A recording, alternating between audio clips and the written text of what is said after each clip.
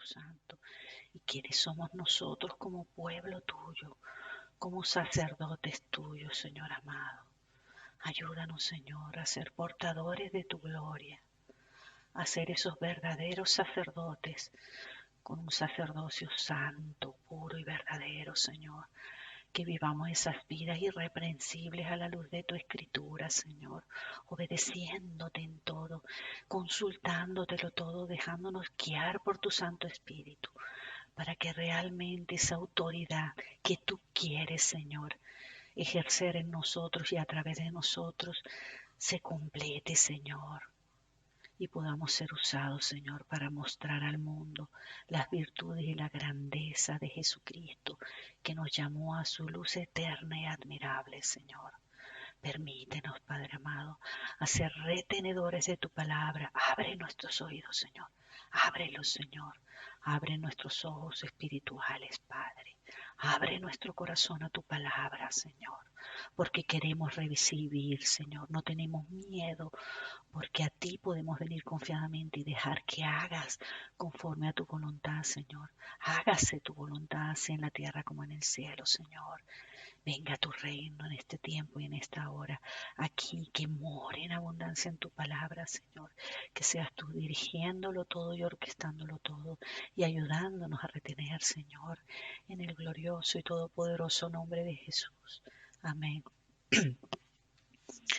Hermanos, bendiciones, que Dios les bendiga. El tema de hoy es sacerdotes. Ya como les expliqué, el pastor Javier Cano hizo una introducción el día de ayer y gracias a Dios por eso, gracias a su Santo Espíritu, porque yo tenía mucho temor y temblor porque el tema es muy completo, es muy completo. Y yo decía, Señor, ayúdame, Espíritu Santo, ayúdame. Y yo ayer me sentía súper conmovida porque cuando él habló del tema yo dije, wow, Señor, eres tan increíble. Realmente podemos venir ante el trono de la gracia y pedirle confiadamente al Señor y Él nos oye y nos contesta y nos da mucho más abundantemente de lo que deseamos y de lo que pedimos. Porque a mí me ayudó de una manera increíble porque lo del pastor fue una muy buena introducción al tema mío de hoy. Así que doy gloria a Dios por eso. Como dije anteriormente, él mencionó los tres tipos de sacerdocio, el de Leví, el de Aarón, que es el mosaico, y el de Melquisedec. Yo voy a pincelar un poco más el de Melquisedec, que es el que nos afecta directamente a nosotros como pueblo de Dios y como creyentes. Quería comenzar con un versículo que el Señor me dio ayer y yo decía, este versículo lo mencioné yo la última vez que compartí sobre el libro de Daniel, que es el pueblo de Dios. En Primera de Pedro 2:9 dice, pero ustedes son linaje escogido, real sacerdocio, nación santa, pueblo que pertenece a Dios, para que proclamen las obras maravillosas de aquel que los llamó de las tinieblas a su luz admirable. Ustedes antes ni siquiera eran pueblo, pero ahora son pueblo de Dios. Antes no habían recibido misericordia, pero ahora ya la han recibido. Cada mañana son nuevas sus bondades y su misericordia. No solamente las hemos recibido, sino que cada día son nuevas. Son nuevas porque cada día son nuevas las necesidades. Hay circunstancias distintas que vivimos cada día. Pero vemos aquí, yo expliqué anteriormente, pero lo quería resaltar ahora, que somos un linaje escogido. Somos un real sacerdocio, ¿por qué? Porque somos sacerdotes de Jesucristo, que es el Rey de Reyes y el Señor de Señores, y una nación santa. Nosotros hemos sido llamados a vivir en santidad y a mostrarle al mundo los beneficios y las bendiciones que tiene de vivir esa santidad sin la cual nadie verá a Dios y nosotros le vamos a ver. Porque en este tiempo glorioso y maravilloso, aunque son tiempos difíciles, nosotros, el pueblo de Dios, estamos siendo ministrados, impartidos, sanados, restaurados, curados, levantados, Es increíble la impartición que nos está dando el Señor en este tiempo y damos gloria a Dios al Señor por eso. Y cuando vemos las vigilias, los testimonios, nos quedamos todos abrumados porque es maravilloso y glorioso ver cómo Dios es el Dios de los imposibles. Para Él todo es posible. Él restaura vidas. Entonces Él nos llama, nos rescata de las tinieblas para que ocupemos un lugar como pueblo suyo, pero como sacerdotes. O sea, el sacerdote representa a Dios donde quiera que esté, inclusive en nuestros propios hogares, que es donde nosotros más nos relajamos un poquito, pero nosotros allí seguimos representando al Señor. Este pasaje es tan hermoso y es muy sencillo de entender, hermanos. Somos linaje, sacerdocio y nación santa. Entonces vamos a definir un poquito quién es un sacerdote, qué es lo que somos nosotros en Cristo Jesús. Veamos a grosso modo quiénes son. Es un ministro especialmente designado para el culto, oficiando ante el altar. Cabe destacar que esto solo el sacerdote tiene entrada al lugar santísimo. Por eso es que nosotros podemos venir y orar y clamar confiadamente ante el trono de la gracia, porque Cristo rasgó el velo, nos hizo sacerdote y nosotros como sacerdotes podemos entrar confiadamente ante el trono de la gracia, creyendo y confiando y teniendo mucha fe de que Dios escucha nuestras oraciones. Él es el ejecutor, el sacerdote. Luego vamos a pincelar el sacerdote de este tiempo. Yo estoy hablando del concepto en general. Él es el ejecutor de ciertas actividades religiosas, siendo mediadores entre el hombre y la divinidad. Esto era antiguamente, ¿vale? Los sacerdotes constituían por lo general una casta entre los egipcios, madianitas, filisteos y griegos. En Primera de Samuel 6:2 se ve cómo el pueblo consultaba a los sacerdotes sobre el arca, aunque no lo vamos a leer, pero vemos cómo el sacerdote tiene impartida una autoridad sobre la toma de decisiones. En Hechos 14:13 también se ve el sacerdote de Júpiter venía y ofrecía sacrificio. Estamos hablando de la antigüedad. Destaco. ¿Qué es este sacerdocio en el Antiguo Testamento? Después de la venida de Cristo, nosotros vemos cómo fue Él quien se ofreció. Entonces, vamos a ver quién ofreció su ofrenda de una vez y para siempre, que fue Jesucristo. Vamos a leer, este sí lo voy a leer en Hebreos 10. 10 del 1 al, bueno, creo que 25. Lo voy a leer. Dice, porque la ley, teniendo la sombra de los bienes venideros, no la imagen de las mismas, de las cosas, de la imagen misma de las cosas, nunca puede, por los mismos sacrificios que se ofrecen continuamente cada año, hacer perfectos a los que se acercan. De otra manera, cesarían de ofrecerse, pues los que tributan este culto, limpios una vez, no tendrían ya más conciencia de pecado. Pero en estos sacrificios cada año se hacía memoria de los pecados, porque la sangre de los toros y de los machos cabríos no pueden quitar los pecados. Por lo cual, entrando en el mundo, dice, sacrificio y ofrenda no quisiste, mas me preparaste cuerpo. Holocaustos de expiación por el pecado no te agradaron. Entonces dije, he aquí, vengo, oh Dios, para hacer tu voluntad como el rollo del libro que está escrito de mí, cuando Isaías lo anunció, diciendo primero, sacrificio y ofrenda y holocaustos y expiaciones por el pecado no quisiste ni te agradaron, las cuales cosas se ofrecen según a la ley. Y dice luego, he aquí, vengo, oh Dios, para hacer tu voluntad. Quita lo primero, que eran estas antiguas prácticas religiosas, y establece esto último, que es lo que se establece después de la venida de Cristo. Y aquí viene importante el versículo 10, 11 y 12. Dice, en esa voluntad somos santificados mediante la ofrenda del cuerpo de Jesucristo, hecha una vez y para siempre. O sea, Él nos escoge como sacerdotes, nos santifica y ofreció a Jesucristo para hacer esa ofrenda de una vez y para siempre. Y ciertamente todo sacerdote, aquí está hablando, sacerdote, está día a día ministrando y ofreciendo muchas veces los mismos sacrificios que nunca pueden quitar los pecados. Pero entonces Cristo vino, ¿para qué? Para quitar todos esos pecados de una vez y para siempre, para cubrir y llevarse todos los pecados de la humanidad. Y en el versículo 12 dice, pero Cristo, habiendo ofrecido una vez y para siempre un solo sacrificio por los pecados, se ha sentado a la diestra de Dios. Ya vamos a ver más adelante cómo se sienta Él ahora, como en la diestra de Dios. De ahí en adelante, esperando hasta que sus enemigos sean puestos por estrado de sus pies, porque con una sola ofrenda hizo perfectos para siempre a los santificados, o sea, nosotros, sus sacerdotes.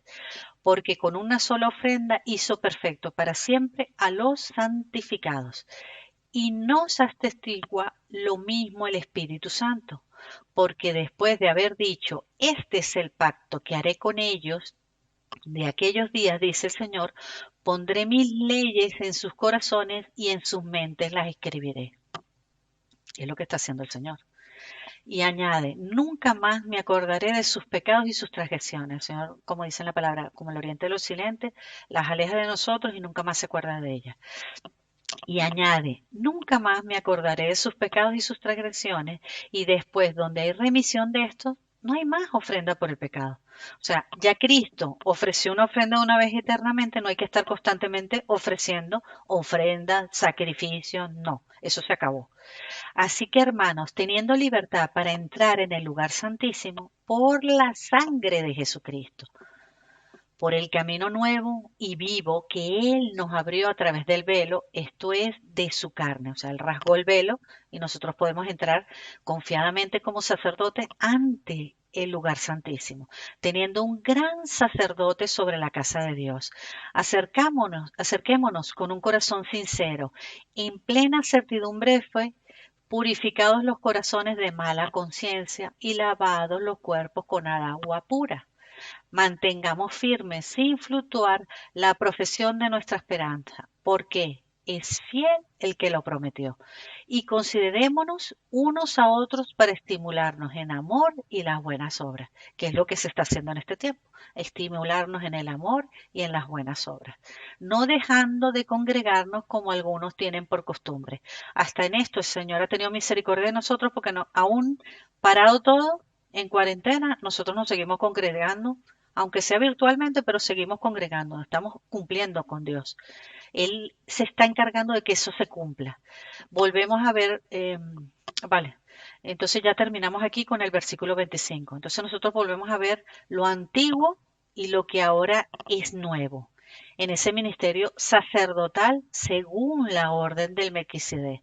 En cuanto a lo que es el culto, este sacerdocio antiguamente solo se limitaba a la praxis, que quiere decir la práctica del ministerio, tanto en las actividades religiosas dentro del templo como algunas puntuales fuera. De hecho, los sacerdotes en el templo tenían una vestimenta especial que los identificaba, y eso se ve en el Antiguo Testamento, cómo describe Dios toda la vestimenta. Y ahora nosotros, como escogidos en el sacerdocio, nuestras vestiduras son espirituales por medio de quién? De los frutos del glorioso Espíritu Santo y los dones que son impartidos a cada uno de nosotros como Dios quiere. Entonces, como dice en Colosenses 3:14, que nos habla de vestirnos del amor, que es un vínculo perfecto. También hace un énfasis en Efesios 6:11, donde nos habla de vestirnos de la armadura de Dios para luchar contra las acechanzas. Y en Colosenses 3:9, donde dice que no nos mintamos los unos a los otros, sino que despojándonos del viejo hombre con sus hechos, seamos revestidos, dice en el versículo 10, del nuevo. ¿Quién es el nuevo? Un nuevo hombre que está llamado a ser pueblo de Dios y sacerdote, el cual conforme a la imagen del que lo creó, se va renovando hasta el conocimiento pleno. Esto es una obra, una buena obra que el Señor comienza desde el día en que nosotros nos convertimos, el Señor nos convence, le entregamos nuestra vida a Jesucristo, entonces Él comienza esa nueva obra que va renovando, renovando, el Espíritu nos va renovando. Y en este tiempo está haciendo una obra súper gloriosa que de verdad nuestros corazones, nosotros a veces hasta lloramos de agradecimiento de ver todo lo que está haciendo el Señor, esa renovación tan increíble que está haciendo. Entonces, aquí nos manda a permanecer revestidos de la imagen de Cristo. Vamos poco a poco aprendiendo a qué, a reaccionar como Él reaccionaba y a andar como Él andaba. Su luz, dando esa luz en medio de las tinieblas. Lo mismo nos pasa a nosotros. Nosotros estamos siendo luz en medio de las tinieblas. Y vemos esto en Mateo 5, del 13 al 16. Dice, la luz del mundo. Vosotros, está hablándonos a nosotros, sois la luz del mundo. Una ciudad asentada sobre un monte no se puede esconder, ni se enciende una luz y se pone debajo del almud, sino sobre el candelero y alumbra a todos los que están en la casa. Alumbra donde quiere que estemos nosotros, alumbra. En la casa, en la calle, en el trabajo, donde estemos, alumbra. Porque es una luz que viene de Cristo. En el versículo 16 dice, así alumbre vuestra luz delante de los hombres, para que vean vuestras buenas obras y glorifiquen a vuestro Padre que está en los cielos. Vemos que esa luz quiere decir que son esas buenas obras que van a alumbrar a los demás hombres, pero también a través de esas buenas obras en nosotros, la gente va a glorificar al Padre, porque la gente va a ver su obra en nosotros. Entonces la gente le va a glorificar. Entonces, recordemos el texto base, que es en 1 de Pedro 2:9. Dice, pero ustedes son linaje escogido, real sacerdocio, nación santa, pueblo que pertenece a Dios. ¿Para qué? Para que proclamen las obras maravillosas de aquel que nos llamó de las tinieblas a su luz admirable. Y como decía el hermanito David, tenemos que pedirle al Señor constantemente que nos permita hablar con denuedo, que nos permita hacer luz en medio de esta gente que tanto lo necesita, porque esa luz un día llegó a nosotros y nosotros conocimos la verdad que nos hizo libre. Entonces nosotros asimismo somos esos sacerdotes, ese pueblo de Dios que va y lleva esa luz para que otros reciban esa luz y vengan al conocimiento de Dios. Y fíjense que es un jovencito de 15 años como lo pedía con fe y era el Espíritu Santo hablando, pues yo decía, wow, tiene que ver con lo que voy a hablar. Y es el Señor, es el Señor. Dice, ustedes antes ni siquiera eran pueblo, en el versículo 10, pero ahora son pueblos de Dios. Antes no habían recibido misericordia, pero ahora ya la han recibido. Entonces, bueno, en el versículo 11, que antes no lo mencioné, dice, queridos hermanos, les ruego como a extranjeros y peregrinos en este mundo, que se aparten de los deseos pecaminosos, que combaten contra la vida y mantengan entre los incrédulos una conducta tan ejemplar que, aunque los acusen de hacer el mal, ellos observen las buenas obras de ustedes y glorifiquen a Dios en el día de la salvación. Quiere decir que siempre nos van a acusar, siempre van a levantar calumnia, pero que nuestras buenas obras sigan siempre glorificando a Dios. Entonces, ¿qué es lo que somos? Somos pueblo y somos sacerdotes. Hemos sido adoptados, coherederos y herederos con Cristo de todas las promesas. En Romanos 12:1 dice, así que hermanos, os ruego por las misericordias de Dios que presentéis vuestros cuerpos en sacrificio vivo, santo, agradable a Dios, que es vuestro culto racional.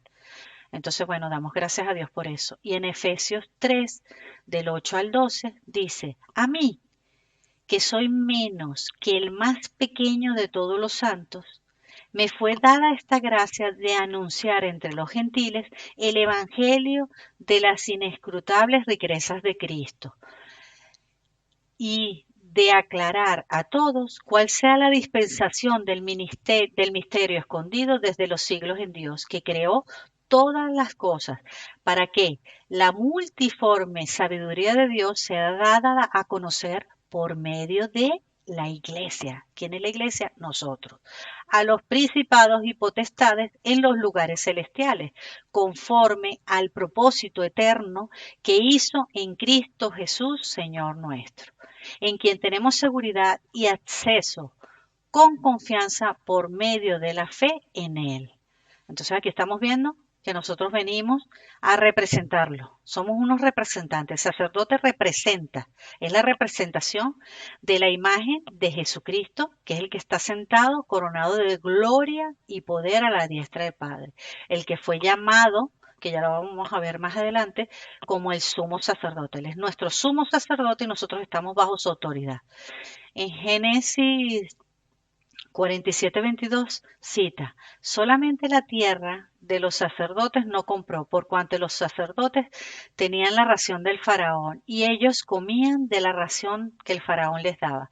Por eso no vendieron su tierra. Este punto me lo dio el Señor porque nosotros aquí vemos la compensación, la compensación.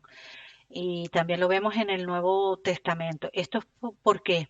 Porque hay gente que cree que los pastores, dependiendo de los tipos de pastores que hay, evidentemente hay mucha clase de pastores, hay que aclararlo, pero hay unos pastores que tienen una vida consagrada al Evangelio, que viven completamente en el Evangelio, que están de día y de noche atendiendo a las ovejas del Señor, que están compartiendo la palabra, orando, ministrando, yendo a sanar por los enfermos. Entonces, evidentemente, estos pastores no tienen un salario, un trabajo aparte de lo que es el ministerio sacerdotal. Y ya vemos aquí que el propio faraón les daba a ellos su ración de comida, su provisión, o sea, ellos, sus necesidades eran cubiertas. Y vemos en el Nuevo Testamento, y me hizo gracia porque el pastor Javier ayer habló de esto también, que decía, no es por pedir, claro, a ellos les da vergüenza, a los pastores como que les da cosa hablar de este tema porque pareciera que ellos están pidiendo, no, ellos no están pidiendo, esto lo dice la palabra de Dios. Entonces, en el Nuevo Testamento vemos en primera de Timoteo 5:18, dice, pues la escritura dice, no pondrás bozal al buey que trilla y digno es el obrero de su salario. Evidentemente ellos necesitan, ¿no? Los que gobiernan bien la casa de Dios. Yo quiero hacer aquí una diferenciación para que nadie se confunda. Todos somos sacerdotes, tanto ellos como nosotros, pero hay llamamientos y hay llamamiento pastoral. Entonces ellos siguen siendo sacerdotes, pero son pastores, y lo vamos a ver más adelante. Entonces, los que gobiernan bien la casa de Dios sean tenidos por dignos de doble honor, mayormente los que trabajan en predicar y en enseñar. Entonces, este pasaje de Timoteo nos insta a nosotros a velar por la manutención de los pastores. Habla de ser dignos de su salario. Ellos son dignos de su salario. Ellos tienen sus gastos de vivienda, de servicios, de alimentación, de criar a sus hijos, en la crianza de sus hijos, que aunque no se hable mucho de eso, muchos de ustedes tienen hijos y saben que también hay gastos con ellos también, que ellos velan por nuestras vidas como quien tiene que rendir cuenta ante el Señor. Entonces ellos son dignos de su salario. Y sinceramente, yo creo que muy pocas personas son capaces de hablar con los pastores y decirle, mire, pastor, si usted tiene alguna necesidad, pregúntemelo. Pregúntemelo si yo puedo colaborar. Porque ellos tienen que llevar dignamente el ministerio. Ellos no pueden estar pidiendo, diciendo, dame, dame, dame, porque esto crearía muy mal prestigio para ellos y mucha mala imagen cara a los demás. Aparte de eso, que el tema del dinero es súper delicado. Entonces, ¿qué hacen ellos? Ellos entregan al Señor esto y confían en el Señor su provisión. Pero nosotros también tenemos que ser un poco diligentes de decir, bueno, Señor, ellos son sacerdotes como nosotros, pero ellos son pastores. Entonces, procurar delante del Señor, tener nuestra conciencia limpia de decirle Espíritu Santo cuando ellos tengan una necesidad, si tú ves que yo puedo colaborar. Yo siempre lo he dicho cuando toco el tema de los diezmos y de las ofrendas. No es la cantidad, es el poquito de todo lo que hace mucho. Porque a veces nosotros nos engañamos a nosotros mismos diciendo, no, es que yo no puedo porque solo tengo un poquito. ¿Y qué más da? Ese poquito tuyo, el poquito mío, el poquito de otra persona, hace la manutención y el salario de ellos que ellos necesitan para mantenerse, porque ellos por lo que menos se tienen que preocupar es por la manutención, porque ellos tienen un llamado pastoral y se tienen que preocupar como sacerdotes y como pastores, doble porción tiene ellos de peso sobre sus vidas por las ovejas. Ellos no tienen que estarse preocupando de dónde sacó comida, de dónde sacó para pagar la luz. No, ellos tienen que preocuparse por las ovejas. Entonces su manutención tiene que llegar. Tiene que llegar. Y yo siempre voy a aprovechar de decirlo porque sé que a ellos les cuesta mucho hablar de este tema porque es delicado. Y esto es una carga que a mí me da el Señor. Entonces, volvemos al tema que es de los sacerdotes. En primera de Samuel 6:20 dice, entonces los filisteos, llamando a los sacerdotes y adivinos, preguntaron, ¿qué haremos del arca de Jehová? Hacernos saber de qué manera la hemos de volver a enviar a su lugar. En el, vale, aquí vemos cómo ellos tenían una impartición donde ellos eran consultados, o sea, esa autoridad que tienen sobre ellos. Evidentemente estamos en un tiempo donde el Espíritu Santo nos habla, nos ayuda, nos exhorta, nos corrige, nos dirige, pero también nosotros si tenemos alguna duda, ellos son líderes impuestos por Dios para ayudarnos a nosotros también, entonces nosotros también a ellos les podemos consultar cosas, porque ellos gozan un discernimiento especial como sacerdocio santo y como pastores y como líderes. Entonces ellos dijeron, si enviáis el arca de Dios, no la enviéis vacía, sino pagadle la expiación, entonces seréis sanos. Y conoceréis que no se apartó de vosotros su mano. Aquí nosotros vemos, ¿no? Como hay como, como una consecuencia de obedecer para traer sanidad, ya que no solamente habla a nivel físico, sino también a nivel espiritual. Este pasaje lo vimos a la luz del Nuevo Testamento en Santiago 5, del 13 al 16, donde dice, ¿está alguno entre vosotros afligido? Haga oración. ¿Está alguno alegre? Canten alabanza. ¿Está alguno enfermo entre vosotros? Llame a los ancianos de la iglesia y oren por él, ungiéndole con aceite en el nombre del Señor. Y la oración de fe salvará al enfermo y el Señor lo levantará y si hubiere cometido pecados le serán perdonados. Aquí vemos que ellos tienen una unción especial para orar por sanidad, pero también hay que ver que este pasaje habla de que si hay pecados nosotros tenemos que arrepentirnos de nuestro pecado para que podamos ser perdonados y por lo tanto poder ser sanados. Entonces dice en el pasaje 16, confesaos vuestras ofensas los unos a los otros y orad los unos a los otros para que seáis sanados. Un momento, por favor.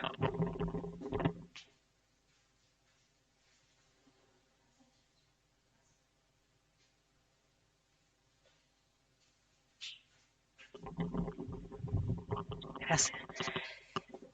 Entonces, esto no es que nosotros tenemos que ir a un sitio y decirle a una autoridad eclesiástica que yo le confieso mis pecados y que me... No, a eso no se refiere. Pero sí dice que a veces, por lo que sea, porque ellos tienen discernimiento, aunque nosotros no lo confesemos, ellos lo ven. Pero dice que los confesemos para que oremos los unos por los otros. ¿Por qué? Porque a veces a nosotros nos cuesta orar por nuestros pecados. Nos cuesta porque nos avergüenza, nos cuesta porque queremos hacer como Adán y Eva, escondernos ahí en el huerto y no queremos venir delante del Señor. Si el Señor todo lo ve y todo lo sabe. Pero dice que si confesamos nuestras ofensas y si oramos los unos por los otros para que seamos sanados, la oración eficaz del justo puede mucho. Y cuando puede mucho es que puede mucho. Vemos también en Romanos 13:14, dice, sino revestidos del Señor Jesucristo y no proveáis para los deseos de la carne. Aquí vemos cómo nosotros tenemos esas vestiduras santas, esas vestiduras que no las ve nadie, pero sí las ve el Señor. Esa vestidura que se ve por nuestras buenas obras. Dice en Efesios 4:24 también, dice, aquí estoy hablando de las vestiduras, que ya nosotros no nos ponemos un traje, algo especial, no. Nuestra vestidura ahora es diferente, es una vestidura espiritual que se refleja en nuestras buenas obras. En Efesios 4:24 dice, y vestíos de qué? Del nuevo hombre creado según Dios en la justicia y santidad de la verdad.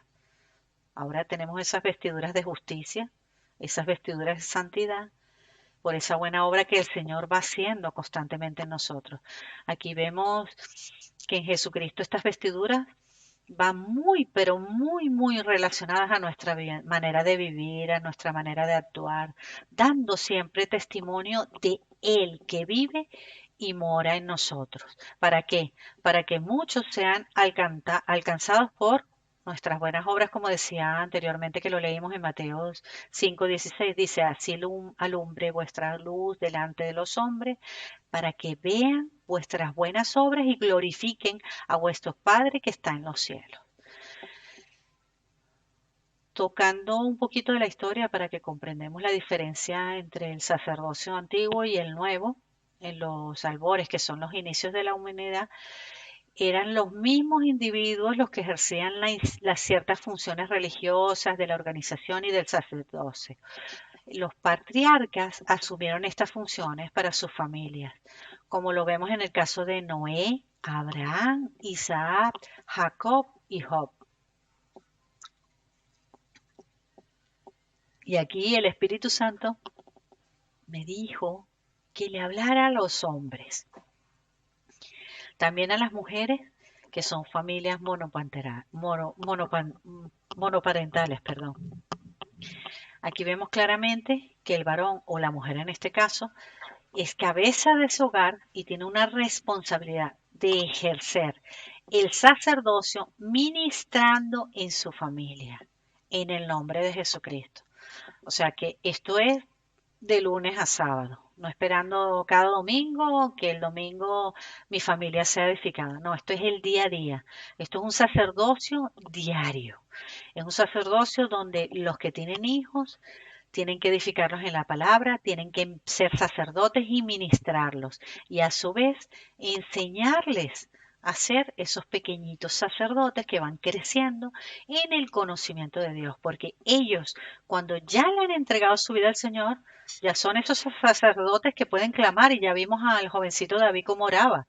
Es que es impresionante. Yo decía, wow, Señor, aquí un pequeño sacerdote cómo oraba, cómo clamaba, cuando vemos a Alejandrita, cuando vemos los jóvenes que compartita, cuando vemos a Camilito, vemos cómo el Espíritu imparte a través de ellos. Es que nos ministran, ellos no se dan cuenta, pero nos ministran. Es una cosa impresionante. ¿Por qué? Porque ya son pequeños sacerdotes que tienen la impartición de Dios, ya tienen la palabra. ¿Por qué?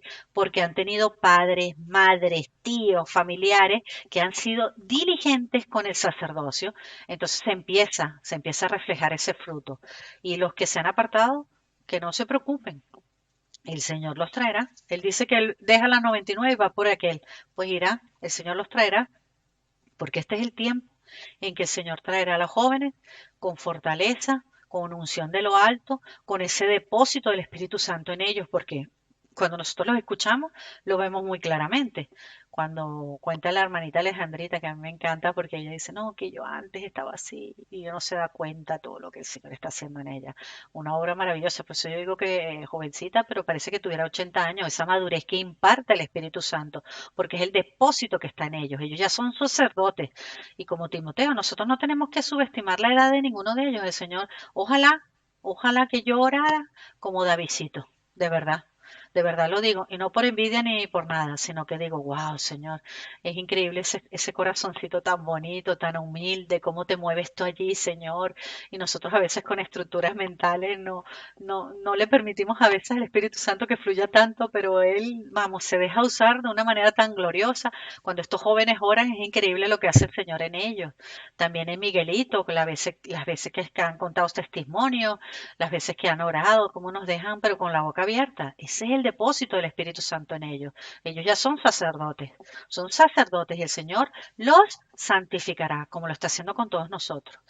Para nosotros ahora, ese mediador que mora en nosotros es Jesucristo. ¿Y que somos nosotros ahora? Somos ese altar. O sea, nosotros ese altar donde mora en abundancia la presencia del Señor. Un altar a través de ese sumo sacerdote que es Cristo, que vive y que reina en nosotros por medio de su Santo Espíritu, junto con el Padre. ¿Por qué? Porque el Espíritu Santo contiene al Padre y contiene al Hijo y es el Espíritu. Gloria a Dios por eso, porque vamos, es lo mejor de lo mejor que nos puede pasar. Esto es demasiado hermoso, es demasiado sublime, es un privilegio que se nos otorga. Por cuánta misericordia y amor. Entonces, ¿qué es lo que pasa? Que nosotros como sacerdotes Debemos estar arraigados y cimentados en el amor. Debemos procurar ser capaces de comprender con todos los santos cuál es la anchura, la longitud, la profundidad y la altura del amor de Cristo que excede a todo conocimiento. De hecho, Pablo hay un pasaje donde él dice, que no lo tengo aquí, pero hay un pasaje donde él dice que si él procura una cosa es el conocimiento de Cristo, porque una vez que tú lo conoces a él ya has conocido a todo. Él es el verbo, él es la palabra, él es el espíritu. Entonces, gloria a Dios, porque es lo que debemos procurar, el conocimiento de Cristo, de ese amor que lo excede todo y en todos nosotros. Para nosotros su amor es lo más importante y Cristo es la manifestación palpable de ese amor. Le amamos porque Él nos amó primero. Debemos entender como sacerdocio escogido por Dios ese amor. ¿Para qué? Para que le amemos a Él y amemos al prójimo como a nosotros mismos, y también para que amemos a los enemigos. Un sacerdote siempre debe tener esta actitud de estar pensando en amar y en ser compasivo. Como nos muestra en Juan 4, que nosotros éramos antes, ¿no? Como la mujer samaritana en el pozo, que vino a Jesús, ¿no? Cargada de pecados y repudiada por su gente, por la vida que llevaba. Pero Jesús le dijo, si conocieras el don de Dios, entonces si le pedimos, así que pídele que te dé esa agua de beber para que de tu interior corra una fuente de agua que salte para vida eterna, como dice en el versículo 14.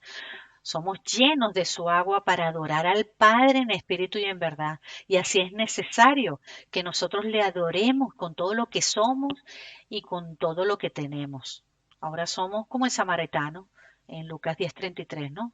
Que en nuestro camino nosotros vemos al necesitado igual y da igual si es un enemigo, nosotros somos movidos a misericordia, a compasión, a ayudarle.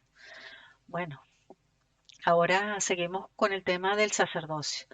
Entonces, el pastor habló de los tres tipos de sacerdocio cuando lo escuchen, ¿no? El primero eran los levitas de la tribu de Leví, que fueron consagrados por Dios para el servicio del tabernáculo y luego del templo en Jerusalén. Y luego el segundo, el de Aarón, que es el mosaico, donde Moisés, por ordenanza de Dios, lo ordenó como en sus funciones de sacerdote, pero Aarón tenía un sacerdocio superior a los demás sacerdotes, mas no era un sumo sacerdote, cuidado. Ya sabemos que hay un solo sumo sacerdote con ese llamamiento y es Cristo. Y el tercero es el de Melquisedec, rey de Salem. Aquí sí voy a leer los pasajes bíblicos, eh, que es como un sacerdote, un antetipo de Cristo, ¿no? Esto lo leemos en Génesis 14 del 18 al 20.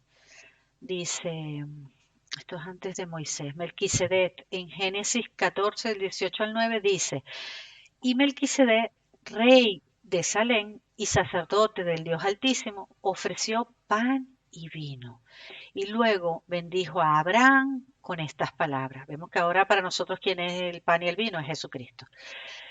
Que Dios Altísimo, creador del cielo y de la tierra, bendiga a Abraham. También vemos en Hebreos 5, del 5 al 14, tampoco Cristo se glorificó a sí mismo haciéndose sumo sacerdote, sino que le dijo, tú eres mi hijo, hoy mismo te he engendrado. Y en otro pasaje dice, tú eres el sacerdote para siempre. En el versículo 6 dice, ¿no? Que tú eres el sacerdote para siempre según la orden de Melquisedec. En el versículo 7, en los días de su vida mortal, Jesús ofreció oraciones y súplicas. ¿Qué es lo que hacemos nosotros hoy día? Ofrecemos oraciones y súplicas, con fuerte clamor y lágrimas al que podía salvarlo de la muerte, y fue escuchado por su reverente sumisión.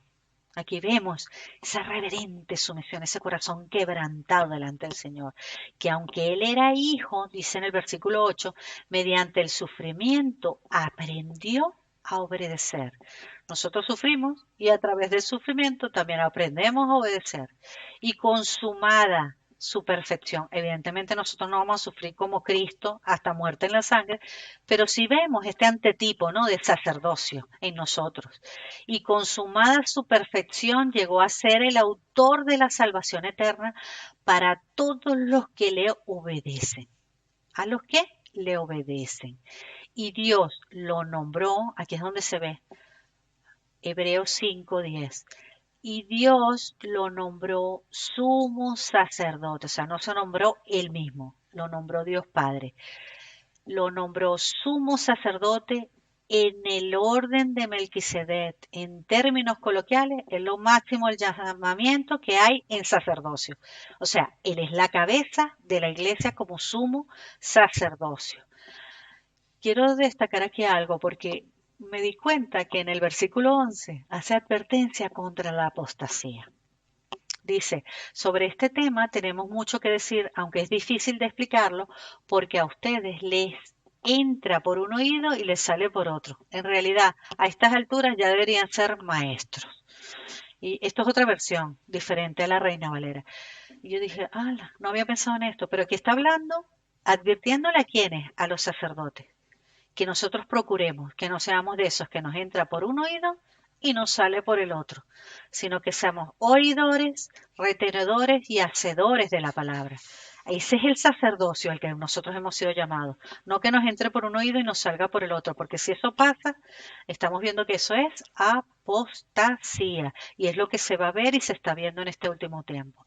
Y que Dios nos libre y nos guarde, porque como dice el Señor, que esté libre, mire de no caer. Así que Padre, en el nombre de Jesús, Señor, líbranos a nosotros de la apostasía. Y tú, Santo Espíritu, con toda libertad, exhórtanos, háblanos, corrígenos, redargúyenos, pero líbranos de apostatar. Líbranos, por favor, en el nombre de Jesús.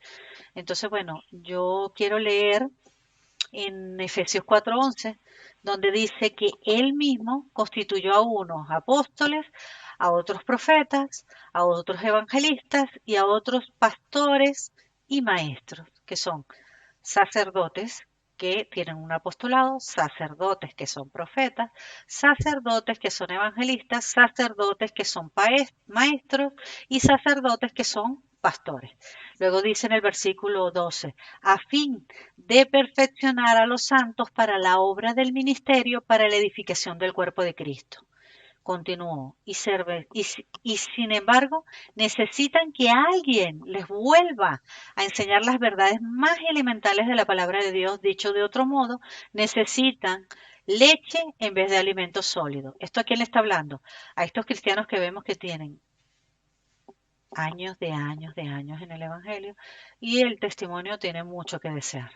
Porque teniendo ya necesidad, deberían tener ya necesidad de alimentos sólidos, siguen pidiendo leche espiritual como un bebé. El que solo se alimenta de leche es inexperto en el mensaje de justicia. Entonces yo no puedo pretender tener 30 años en el Evangelio, estar bebiendo leche espiritual y pretender que Dios me use, que Dios me mande, que Dios imparta su autoridad sobre mí, porque lo dijo claramente el otro día la pastora Cristina.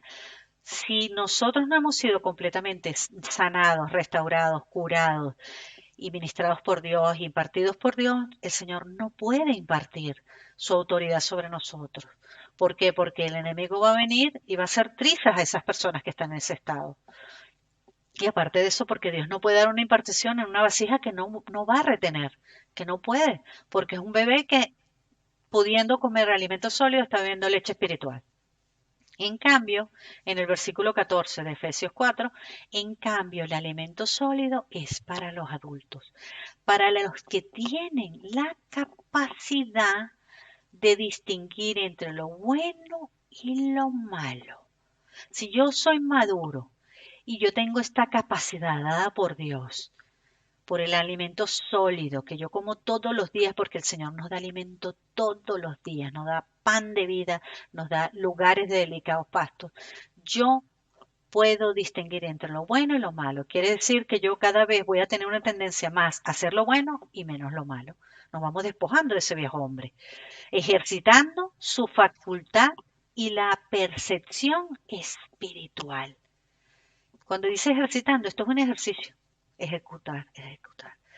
Tenemos que ejecutar. ¿Para qué? Para que ese discernimiento espiritual crezca, se ejercita y entonces el Espíritu Santo se va ensanchando a nosotros y ya se va sintiendo más cómodo y va tomando más lugar. Entonces vamos empezando a hacer ¿qué? Menos ególatras, menos emocionales, menos almáticos, más espirituales y más guiados por el Espíritu Santo. Entonces vamos siendo ¿qué?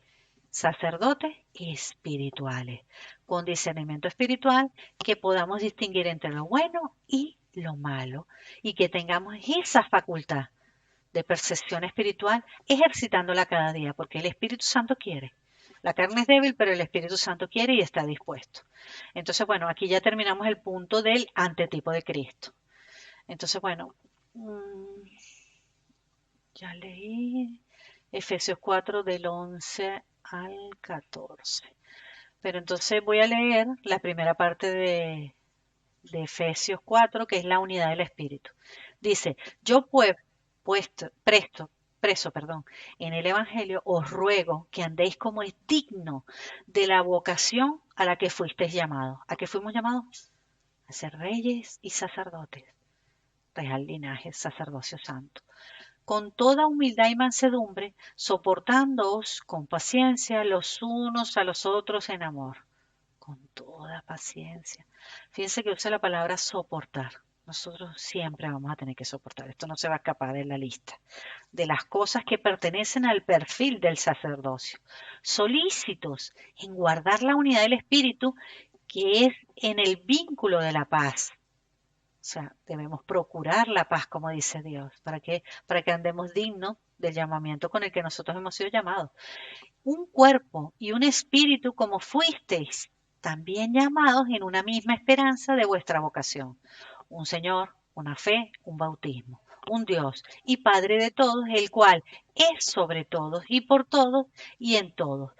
Pero a cada uno de nosotros nos fue dada la gracia conforme a la medida del don de Dios. Entonces debemos ejercitar para que eso crezca, como decía antes.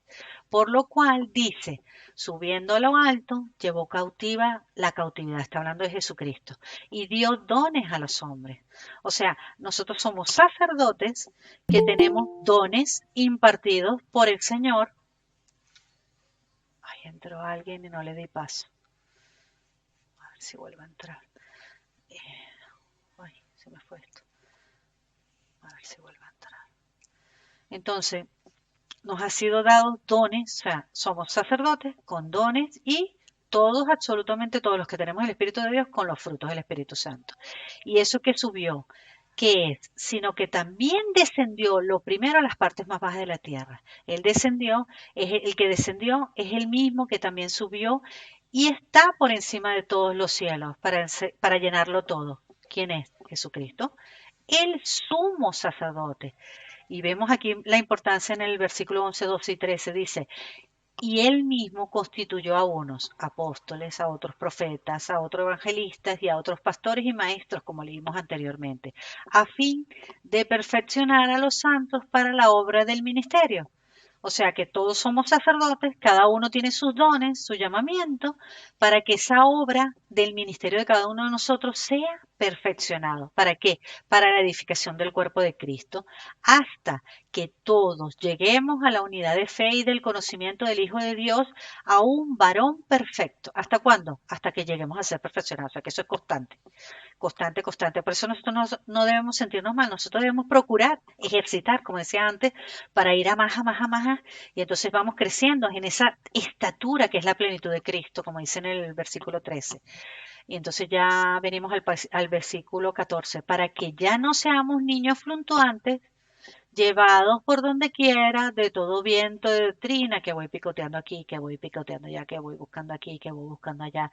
Y entonces luego se nos hace un cacao mental, porque entonces estamos viendo muchas filosofías, muchas cosas que no. Nosotros tenemos que buscar sana doctrina y arraigarnos y cimentarnos en esa sana doctrina. Y si Dios en su misericordia nos ha dado un pastorado que está lleno del Espíritu Santo, un lugar donde nosotros recibimos palabra que no es adulterada, nosotros tenemos que estar dejando de picotear tanto, porque si no tenemos madurez espiritual, eso lo que va a crear es confusión y apostasía. Entonces, ¿por qué? Porque debemos de oír, no estamos oyendo la verdadera doctrina que va pegada al evangelio. Entonces, por estratagema de hombres, esto lo estamos viendo en estos tiempos, para engañar emplean astucia y artimañas de error. O sea, son gente que tiene astucia y artimaña para engañar. Por eso nosotros necesitamos estar cimentados en el Espíritu Santo, en la palabra y ser maduros y estar ejercitados para que nosotros no seamos engañados ni confundidos, sino que siguiendo la verdad en amor, que crezcamos en todo, en aquel que es la cabeza, que es Cristo. Cristo, la cabeza, el sumo sacerdote.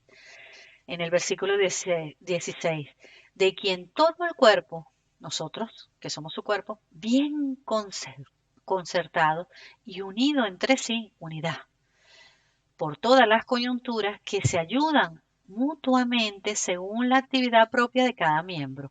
Recibe su crecimiento para ir edificándose en amor. O sea, cada uno tiene funciones dentro de la iglesia, dentro del cuerpo, que vamos creciendo en el conocimiento y nos vamos edificando en ese amor. Entonces viene una persona necesitada de la calle, entonces bueno, uno tiene unos dones, viene y lo ministra, el otro tiene otros dones, viene y lo ministra, los pastores lo cuidan, los edifican, ven como todos como un cuerpo, vamos haciendo una labor dentro del cuerpo de Cristo. En Hebreos 6:20 dice, bueno, empiezo del 19, la cual tenemos como segura y firme ancla del alma, que penetra hasta dentro del velo, donde Jesús entró por nosotros como precursor hecho sumo sacerdote para siempre, según la orden de Melquisedec. Él entró como ese sumo sacerdote según la orden de Melquisedec. Y nosotros, el llamamiento que tenemos es de sacerdotes también para siempre, porque todo lo que da Dios es para siempre, es eterno. En Hebreos 7, lo voy a leer un poco rápido porque es del 1 al 21, dice, porque este Melquisedec, rey de Salem, sacerdote de Dios Altísimo, que salió a recibir a Abraham, que volvía de la derrota de los reyes y le bendijo, a quien asimismo dio a Abraham los diezmos de todo, cuyo nombre significa primeramente rey de justicia y también rey de Salem, esto es rey de paz. Sin padre ni madre ni genealogía. A nosotros, creo que esto lo comentó el pastor ayer, nosotros no tenemos ni padre ni madre ni genealogía. Nosotros a través de Cristo, que ni tiene principio de días ni fin de vida, sino hecho semejante al Hijo de Dios, permanece sacerdote para siempre. O sea, yo no necesito venir de un linaje de pastores, ni de la tribu de Leví, no, ni de Moisés, no. Nosotros a través de Cristo ya somos hechos sacerdotes de una vez y para siempre. Después dice, considera pues cuán grande era este, a quien aún Abraham, el patriarca, le dio los diezmos del botín. Ciertamente, los que dentro de ellos, los hijos de Leví, recibieron el sacerdocio, tienen mandamiento de tomar del pueblo los diezmos. Aquí estamos viendo otra vez el tema de los diezmos. Es decir, de sus hermanos, que aun estos también hayan salido de los lomos de Abraham, pero aquel cuya genealogía no es contada entre ellos, tomó de Abraham los diezmos y bendijo al que tenía las promesas, y sin discusión alguna, el menor es bendecido por el mayor. Y aquí ciertamente reciben los diezmos hombres mortales, pero allí uno de quien da